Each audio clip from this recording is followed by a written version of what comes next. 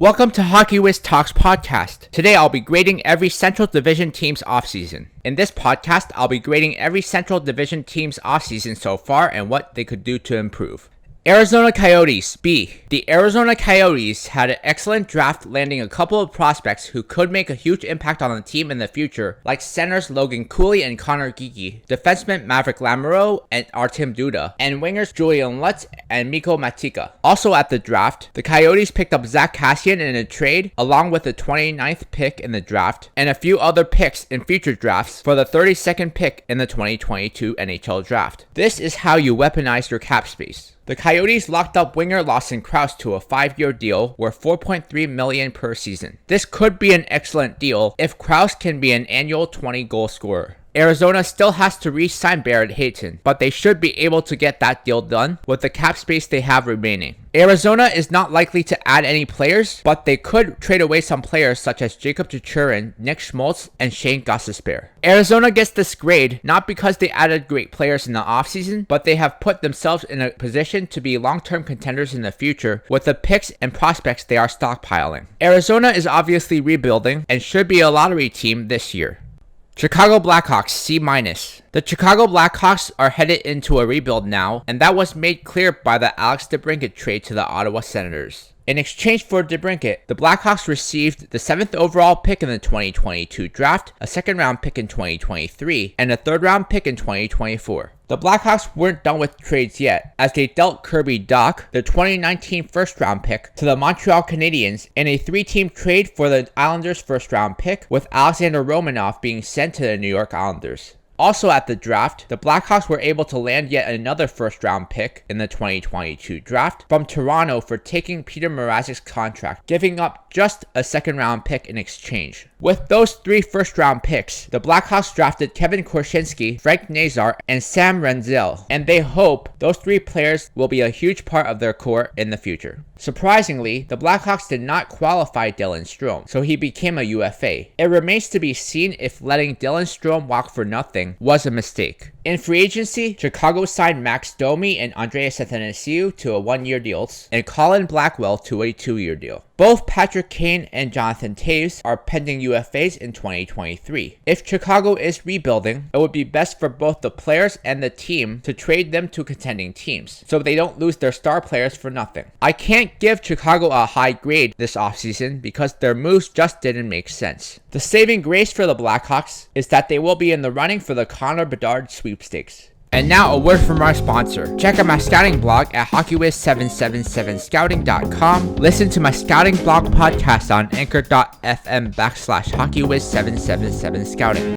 Colorado Avalanche, B. The Colorado Avalanche did an excellent job of keeping the majority of their Stanley Cup winning team together considering their cap crunch. Colorado knew they weren't going to be able to keep Darcy Kemper, so they went out and traded for Alexander Georgiev, who they subsequently re-signed to a 3-year deal. Colorado had a few key free agents this offseason: Nazem Kadri, Valeri Nichushkin, and Josh Manson. They were able to lock up both Nichushkin and Manson to long-term extensions, but unfortunately, they did not have enough cap space to re-sign Nazem Kadri. Arturi Lehkonen, who was acquired at the trade deadline, was re-signed to a 5-year deal as well. Of course, the Avalanche still need to lock up superstar Nathan MacKinnon, who will be a UFA in 2023, but Sakic should be able to find a way to get the deal done. Looking at their lineup right now, the most obvious weakness the Avalanche have is that they don't have a second-line center, unless Alex Newhook or JT Compher step up. I expect the Avalanche to be very active at the trade deadline to try to beef up their depth at center in order to make a deep playoff run again. The Colorado Avalanche had a very solid offseason considering their cap situation, and they are still considered to be heavy favorites to win the Central Division, as well as the Stanley Cup. Dallas Stars, C. The Dallas Stars knew they had a weakness on defense, so they addressed that at the draft by adding towering defenseman Leon Beichel, an offensive defenseman Christian Kyrou, and another puck-moving defenseman George Vigorous. Before free agency began, the Dallas Stars re-signed Joe Pavelski to a 1-year deal worth $5.5 million, an absolute steal for their leading point scorer last season. In free agency, Dallas signed forwards Mason Marchment to a 4-year deal worth $4.5 million per season, and defenseman Colin Miller to a 2-year deal. Fredrik Olofsson, who had a breakout year in the SHL last season, was signed to a 1-year deal. The Stars still need to re-sign two key free agents in Jason Robertson and Jake Ottinger. Both players are a huge part of the team's future, so they will need to find a way to lock them up long term. Dallas should be done making additional moves until they get Robertson and Ottinger locked up, but at the deadline, they should look for a puck-moving defenseman who can play in the top four, who they can pair alongside Ryan Suter. Dallas hasn't really done much to improve the team, and they also hired a coach who could set the team back a bit, so I can't give the team any higher than a C this offseason. Dallas has the potential to be a borderline playoff team if every player plays to their potential, but they are more than likely to miss the playoffs.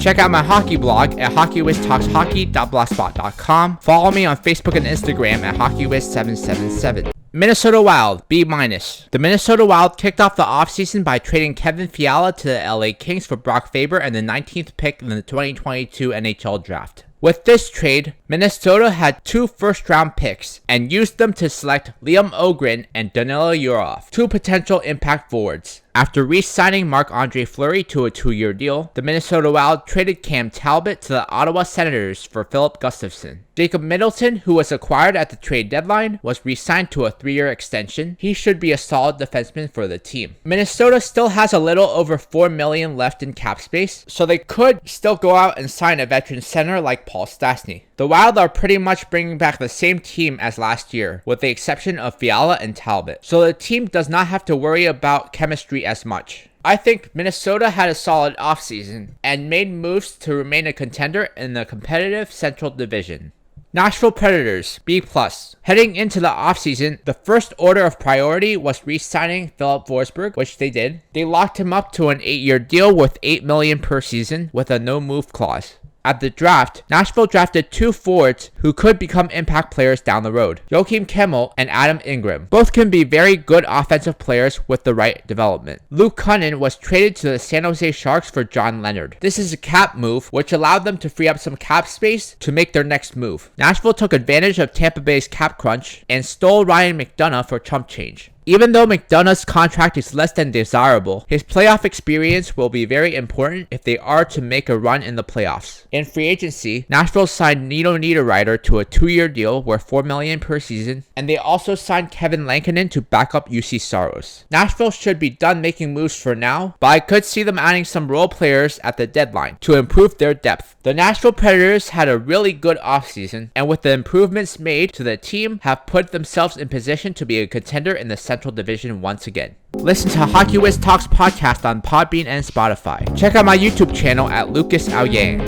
St. Louis Blues, C. The St. Louis Blues added a few solid prospects at the draft in Jimmy Snuggerud, Alexandre Kasamaki, and Michael Butchinger, all who have a chance to be impact players in the NHL one day. St. Louis brought back Nick Leddy on a 4-year deal worth $4 million per season. He is a good 2-way defenseman who rounds out the top 4 nicely. Robert Thomas was also locked up to a massive 8-year extension with $8.1 million per season. With a contract like this, it guarantees that Thomas will be a core piece of the Blues moving forward. Thomas Greiss was signed to back up Jordan Binnington. This is a good insurance policy as Greiss is a proven goalie in the NHL and is a capable backup who could step up whenever the Blues need. St. Louis is looking to move Torrey Krug, who will be paid $6.5 million per season until 2027. Moving Krug now is a smart move because he will be tough to move in 2 to 3 years. 2 players the Blues have to lock up now are Ryan O'Reilly and Jordan Kyrou, who are both due massive pay raises and will take up a huge chunk of the cap space moving forward. St. Louis needs to go all out this year because after this year, the team will lose Tarasenko, run into cap issues, and won't be the same. So I expect them to be very active at the trade deadline. St. Louis had an okay offseason, but they didn't do anything to improve the team significantly either. After Colorado, the division is pretty wide open, so a team like St. Louis could very much place second in that division. Winnipeg Jets, C. The Winnipeg Jets had a tremendous showing at the draft, adding prospects such as Rutger McGroarty, Brad Lambert, and Elias Salomonson, all who could be impact players down the road for the Winnipeg Jets. Winnipeg re-signed Pierre-Luc Dubois to a 1-year deal worth $6 million. This deal pretty much guarantees that Dubois will be gone next season. In free agency, David Rittich was brought in to back up Connor Hellebuyck. Rittich is a decent goalie as long as it's in a backup role. The Winnipeg Jets are a team that doesn't have much direction right now. They are better off trading away players like Wheeler, Scheifele, and Hellebuck so they can rebuild for the future. Also, with a young prospect defenseman ready for NHL action, they really should try to trade away defensemen like Nate Schmidt, Neil Pionk, and Brendan Dillon. The Winnipeg Jets had a mediocre offseason and are in danger of missing the playoffs again in the Western Conference. In my next podcast, I'll be grading every Pacific Division team's offseason.